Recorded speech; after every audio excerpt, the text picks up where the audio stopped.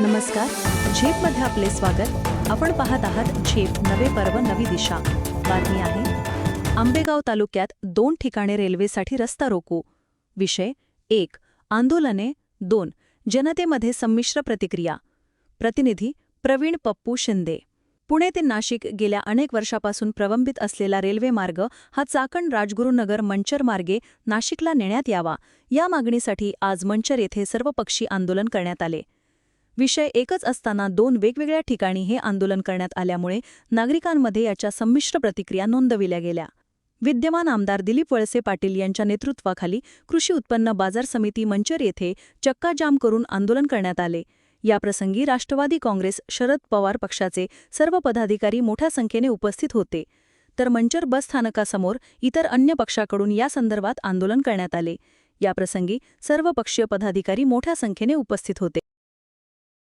नंतर तिथे ती घोषणा केली आणि मग त्याच्यानंतर आम्ही सगळे जे संबंधित लोक आहोत या प्रकल्पाशी, आम्ही सगळ्यांनी त्याचा प्रयत्न केला. हा प्रश्न महाराष्ट्राच्या विधानसभेमध्ये सुद्धा आम्ही उचलला. त्यावेळेला आपले राज्याचे मुख्यमंत्री देवेंद्रजी फडणवीस यांनी डॉक्टर काकोडकर साहेबांच्या अध्यक्षतेखाली कमिटी नेमली आणि मुख्यमंत्र्यांशी ज्यावेळेला माझं बोलणं झालं तर मुख्यमंत्र्यांनी सांगितलं, हा जीएमआरटीचा प्रोजेक्ट, त्याच्यामुळे निर्माण होणारं घर्षण या रेल्वेमुळं या जीएमआरटीच्या प्रोजेक्टला अडथळा निर्माण होतोय, म्हणून केंद्र सरकारने हा निर्णय रद्द केला प्रकल्प. मी त्याला सांगितलं असं होत नाही, जगामध्ये अशा अनेक ठिकाणी आर्थिक व्हायबिलिटीचा विचार नका करू, पण प्रकल्प रद्द करताना टेक्निकल व्हायबिलिटी याची बसते की नाही याचा विचार करा. आणि त्याच्यासाठी अमेरिकेमधल्या एका शास्त्रज्ञांचं जे लेखी ओपिनियन मी मागवलं होतं, ते ओपिनियन त्यांना त्या ठिकाणी दिलं आणि मग या जीएमआरटीच्या संदर्भामध्ये पुन्हा हा प्रकल्प कसा करता येईल याच्यासाठी डॉक्टर काकोडकरांच्या अध्यक्षतेखाली कमिटी नेमली. त्या कमिटीचा अहवाल यायचा तेव्हा येईल. त्याच्यानंतर प्रकल्प पुढे कसा घेऊन जायचा. पण दरम्यानच्या काळामध्ये केंद्र सरकारने आणखीन एक निर्णय घेतला की पुण्यापासून हा प्रकल्प या मार्गे जो जाणार होता त्याच्याऐवजी आता हा प्रकल्प रांजणगाव आणि त्या परिसरामधून अहमदनगरला नेऊन तिकडून अहिल्यानगरहून तो प्रकल्प नाशिकला जोडायचा असं काहीतरी त्यांनी नियोजन केलेलं. कारण जशी मुंबईवरून गुजरातला जाणारी बुलेट ट्रेन करतात, तशीच मुंबईवरून पुण्यावरून साऊथला जाणारी अतिजलद रेल्वे करायचं त्यांच्या डोक्यामध्ये आहे. आता त्याच्यावर आमचा सगळ्यांचा पाठपुरावा सुरू आहे. माझं डॉक्टर अमोल कोल्हेंशी पण बोलणं झालं. अमोल कोल्हेंना ही सगळी परिस्थिती माहिती आहे. काल रात्री बंटी पाटलांचं आणि अमोल कोल्हेंचं पण बोलणं झालं. बंटी पाटलांनी त्यांना सांगितलं की जर हा आपल्या भागातला प्रकल्प आहे तर तुम्ही सगळ्या आमदारांना घेऊन एकदा बसा, स्पष्ट भूमिका सांगा काय, आणि मग त्या भूमिकेमधून हा प्रकल्प पुढे कसा न्यायचा हे आपण त्याच्यामध्ये ठरवू. अमोल कोल्हेंचं आता आपलं आंदोलन चालू असताना फोन आला होता. तुम्ही टीव्हीवर पाहिलं असेल की राष्ट्रवादी काँग्रेसचे सर्व खासदार उद्या सुप्रियाताईंच्या नेतृत्वाखाली देशाच्या पंतप्रधानांना भेटणार. अमोल कोल्हेंनी सांगितलं की या प्रकल्पाबद्दल मी उद्या हा विषय पंतप्रधानांच्याकडे काढतो. आधी पण एक बैठक रेल्वे मंत्र्यांच्या बरोबर झालेली आहे, पण हा प्रकल्प मार्गी लागेल अशी काही अवस्था काही फार दिसत नाही. आता दिल्लीत जे काय व्हायचं ते होईल. आपण 50% पैसे पण सहन करायला तयार होतो. आपण सगळे प्रयत्न केलेले.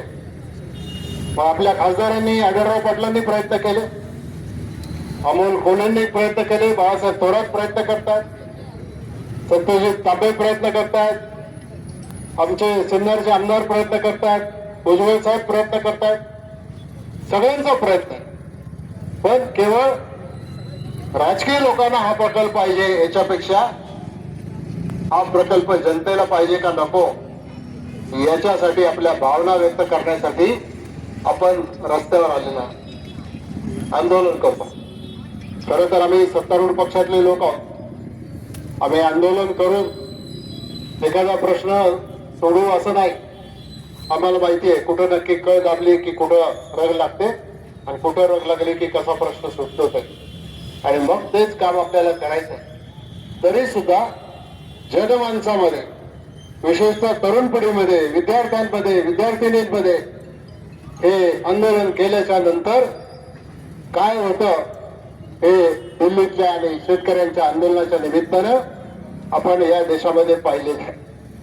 आणि म्हणून कोणाला विरोध म्हणून नाही, कोणाची बाजू ओढायची म्हणून नाही, काहीतरी लोकांचा गैरसमज किंवा समज करून द्यायचा म्हणून नाही, कुठल्याही राजकीय हेतूशिवाय या भागाचं भवितव्य चांगलं करणारा हा प्रकल्प आहे.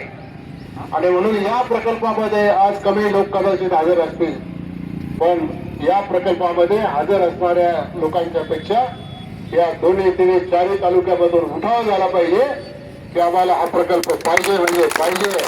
आणि तो प्रकल्प सुरू करण्याच्या दृष्टिकोनातून फक्त एकच मार्ग जो राहिलेला होता तो तळेगाव पासून पुण्याला जी रेल्वे जाते, तर त्या रेल्वेमध्ये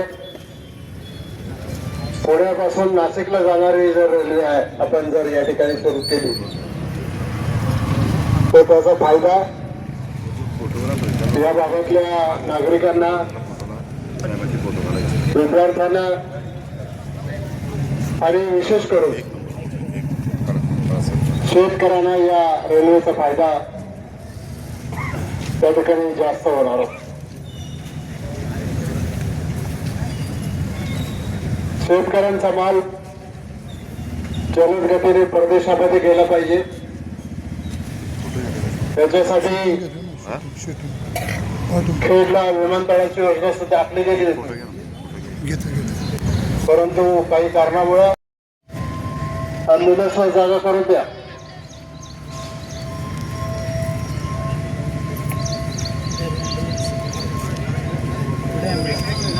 पुढे निघून जाऊ काही जागा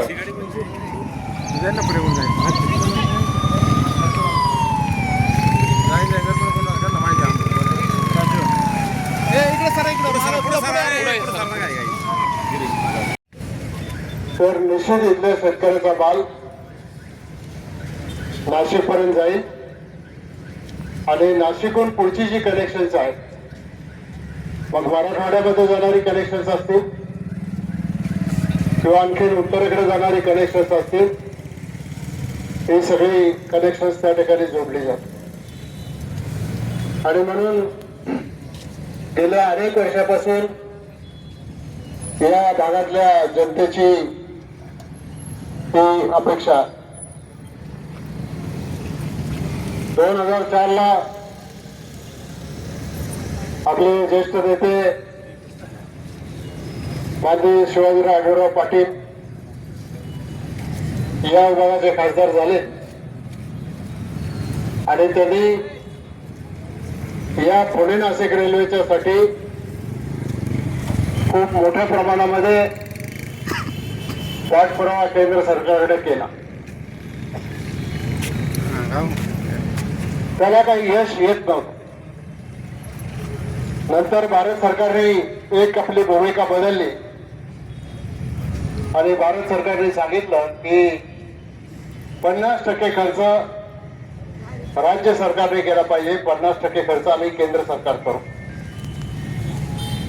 2008-9 मध्ये मी राज्याचा अर्थमंत्री झालो होतो. मला एकच अर्थसंकल्प मांडायला मिळाला, एक अंतरिम निवडणुकीच्या आधीचा आणि एक निवडणुकीच्या नंतरचा. आणि मला तुम्हाला सांगायला हे मनापासून अभिमान आहे की राज्याचा अर्थमंत्री म्हणून महाराष्ट्राच्या विधानसभेमध्ये मंत्रिमंडळाची मान्यता घेऊन ही घोषणा केली होती की पुणे नाशिक रेल्वेचा जो 50% आर्थिक भार आहे तो आर्थिक भार आम्ही महाराष्ट्र सरकार उचलायला तयार आहे आणि तशी तरतूद सुद्धा आपण तसं आपण केंद्र सरकारला कळवलं सुद्धा. परंतु 2009ला मी विधानसभेचा अध्यक्ष झालो, पण दिल्लीमध्ये वेगवेगळ्या घटना घडत होत्या. शिवाजीराव एकदा दोनदा तीनदा खासदार झाले, त्यांनी आपला पाठपुरावा चालूच ठेवला आणि त्यावेळेला बरचसं काम पुढे गेलं होतं. परंतु त्यांना मग लोकसभेमध्ये थांबायला लागलं. डॉक्टर अमोल कोल्हे या भागामधून दिल्लीला निवडून गेले खासदार म्हणून.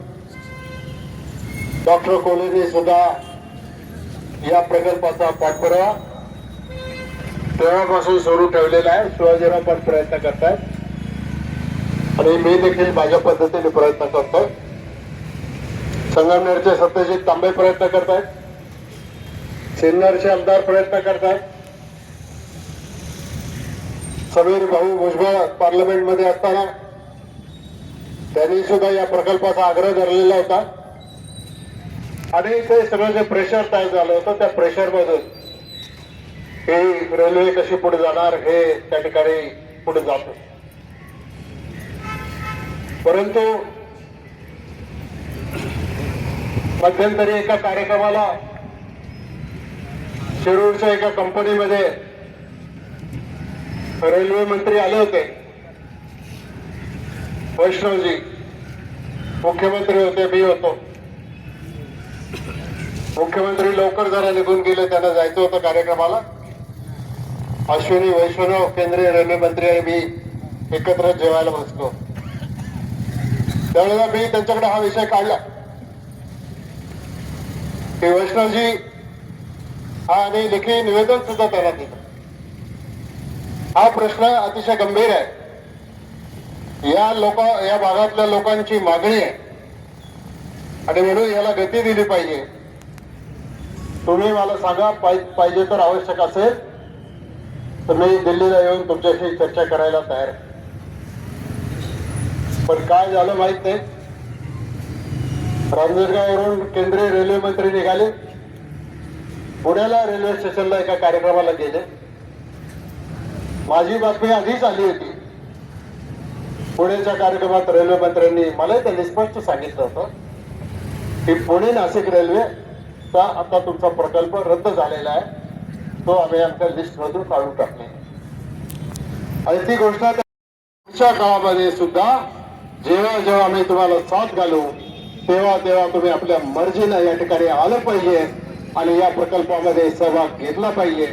एवढंच मी आज या निमित्तानं सांगतो आणि अधिक न बोलता अधिक लोकांची गैरसोय न करता मी या ठिकाणी थांबतो आणि आपल्याला सुद्धा सगळ्यांना विनंती करतो, आपण अतिशय शांततेच्या मार्गानं आपापल्या कामाला आपापल्या घरी परत जावं. एवढंच सांगून मी या ठिकाणी थांबतो. सर्वांच्या वतीने आपले आभार मानतो. धन्यवाद. जय हिंद, जय महाराष्ट्र. रेल्वे आमच्या हक्काची. सरकारकडून सूचना येतात त्यावेळेस ही आंदोलनं का झाली नाही, आता शेवटच्या टप्प्यात का ही आंदोलनं होतात, त्याच्या मागचं कारण काय? कारण एवढंच आहे का राजकीय पक्षांची राजकीय लोकांची निष्क्रियता एवढीच कारण आहे. राजकीय पक्षांची निष्क्रियता असल्याचं या ठिकाणी बोलले जात आहे. एकंदरीत पाहिलं तर ही सर्व मंडळी या आंदोलनासाठी जमलेली आहेत आणि आंदोलनामध्ये आज तुम्ही आंदोलन पाहताय.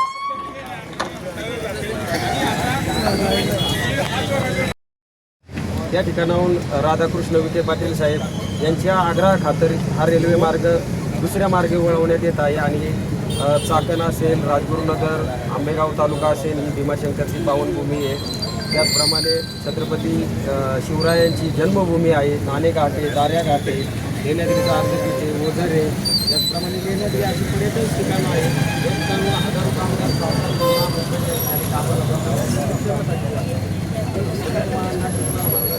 आजचा क्रांती दिन आहे.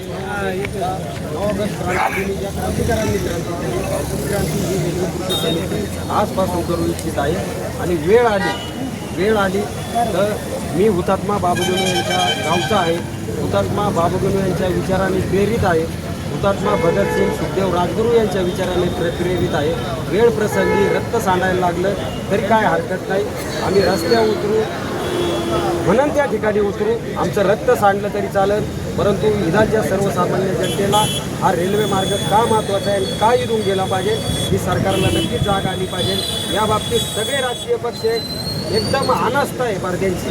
विधानचे स्थानिक आमदार असतील, खासदार असतील, या विभागात जुन्नर, आंबेगाव, खेड, शिरूर, त्याचप्रमाणे अकोले असेल, सिन्नर असेल, या ठिकाणी काही विरोधी पार्टीचे खासदार आहे. यामुळे हे भाजप सरकार हा रेल्वे मार्ग वळवतं आहे का? कारण ज्या पक्षाच्या घडामोडी फुटाफुटीच्या घडामोडी चालल्यात याच्यात कुठंतरी हा विकास थांबला जातोय. तर या ठिकाणी तुमच्या माध्यमातून आमची एकच कळकळीची अपेक्षा आहे, काय आमच्या भावना तुम्ही सरकारपर्यंत पोहोचवा. आणि वेळ प्रसंगी आजचा चक्काजाम आंदोलन आहे, पुढा आमचा कोणता प्रोग्राम कृती समितीचा ठरेल आणि तो नक्कीच दिल्लीला जे जंतर मंतरवर आंदोलन झालं त्या धर्तीवर मोठं आंदोलन उभं राहील.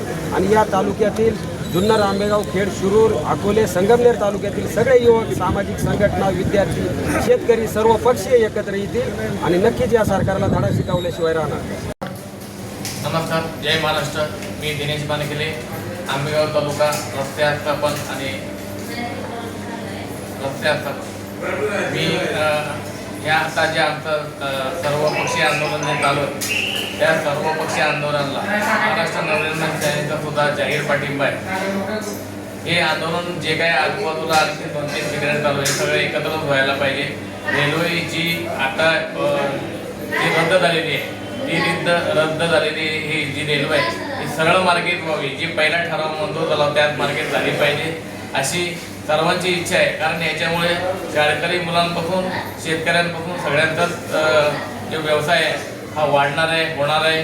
त्यासाठी या जी मागणी आहे आज आपण बघतो एवढं मोठं रस्ता रोका आंदोलन जे चालू आहे यामुळे की आता याला सगळ्यांचाच जाहीर पाठिंबा आहे आणि आमचाही पाठिंबा आहे. परंतु हा लवकरात लवकर मार्ग पूर्ण व्हावा अशी महाराष्ट्र नवनिर्माण सेनेची आणि सर्व पक्षांची मागणी. जय हिंद, जय महाराष्ट्र. जय महाराष्ट्र. महाराष्ट्र नवनिर्माण सेना पुणे जिल्हा उपाध्यक्ष वैभव वानखेडे. आज आंबेगाव तालुक्यामध्ये सर्व पक्षीय रेल्वे कृती समिती हे काही चक्काजाम आंदोलन आज मंचर या ठिकाणी चालू आहे. या आंदोलनामध्ये महाराष्ट्र नवनिर्माण सेना देखील सहभागी आहे. आज सर्व पक्षीय आंदोलन या ठिकाणी होण्याचं कारण ते आहे जी काही पुणे नाशिकची रेल्वे आज जो काही प्रकल्प जो होणार होता परंतु काही राजकीय लोकांनी त्यांच्या स्वार्थासाठी तो कॅन्सल करून तो वळवून तो शिर्डी मार्गे तिकडनं नेण्यात आलेला आहे. परंतु आज पुणे नाशिक ह्या मार्गे जी जर रेल्वे गेली तर आज शेतकऱ्यांच्या जे काही समस्या असतील, विद्यार्थ्यांच्या काही समस्या असतील, विद्यार्थ्यांना शैक्षणिकदृष्ट्या पुणे आणि नाशिक ह्या ज्या काही गोष्टी आहेत हे अंतर देखील त्यांच्या शैक्षणिकदृष्ट्या फायदेशीर होणार आहे. शेतकऱ्यांच्या मालाला चांगला भाव मिळवण्यासाठी देखील जे काही ह्या 2 मोठ्या बाजारपेठा आहेत या ठिकाणी देखील त्यांचा माल लवकरात लवकर त्या ठिकाणी जाऊ शकतो. त्याच दृष्टीने आज चाकणसारखे MIDC आहे, त्याचप्रमाणे खेड या ठिकाणी औद्योगिक MIDC स्थापन होत आहे. आज नाशिक आहे, संगमनेर आहे, सिन्नर आहे. या भागामध्ये जे काही दळणवळणाच्या दृष्टीने तर सर्वांना हाच पूरक मार्ग आहे. याच्यासाठी आज मला एकच सांगायचं आहे की जे काही आंदोलन चालू आहे जो तो राजकीय स्वार्थासाठी प्रत्येक भागामध्ये प्रत्येक तालुक्यामध्ये 2-2, 3-3 आंदोलन करत आहेत, बरोबर आहे. हे सगळेजण आज एकत्र जर येऊन जर मोठ्या प्रमाणामध्ये आंदोलन केलं तर नक्कीच या आंदोलनाला यश मिळेल आणि ही जी काही आपली रेल्वे ही लवकरात लवकर चालू व्हावी हीच आमची सर्व आंबेगाव तालुक्यातील ग्रामस्थांची मागणी आहे. जय हिंद, जय महाराष्ट्र.